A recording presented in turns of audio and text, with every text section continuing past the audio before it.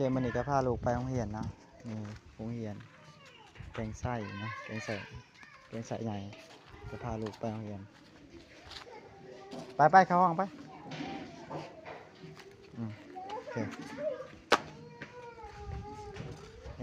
หอดโรงเรียนเลยนะ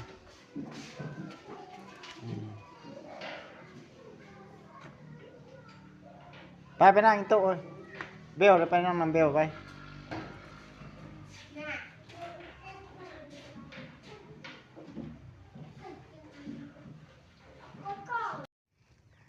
เฮิมบ่เฮิมมาเรียง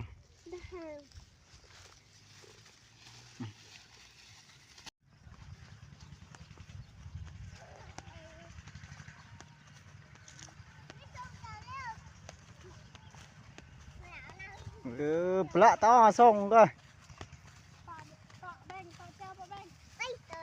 ฮะ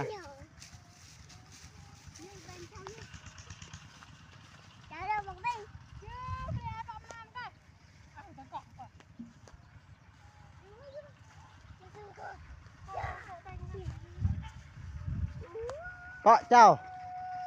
ไปดุง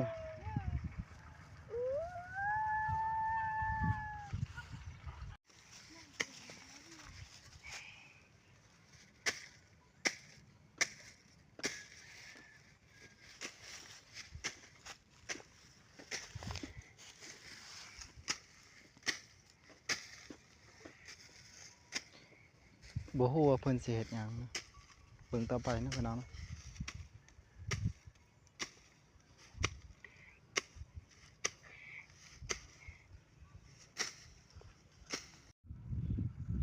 เจ้าไม่กบแล้วเจ้าไม่กบอะไรอย่างเละเงินบันห้องเงินนั่นน่ะไม่ตะอีจ้าอีกล้อจากกันดินด้วยการเอามีจ้าการเอาแอนบายบายเอาป้าเรียงเรียง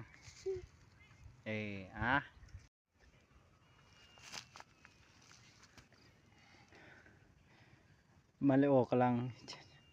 จับกระปูเนาะได้บ่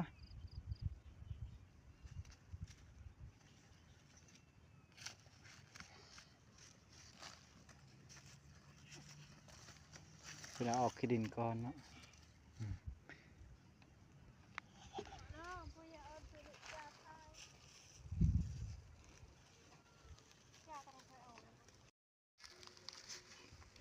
มาริโอไปเหนียวเนาะ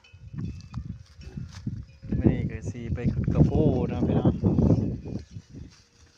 พาหมูไปน้ำนี่กับภรรยากำลังขุดกระปูเนาะยามแรกนะพี่น้องเลย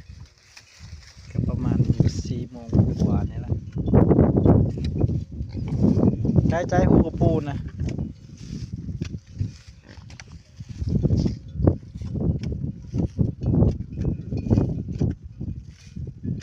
เพิ่นกำลังขุดนะเนาะได้เลยเย้มาริโอได้เลยนะขอบคุณพระเจ้า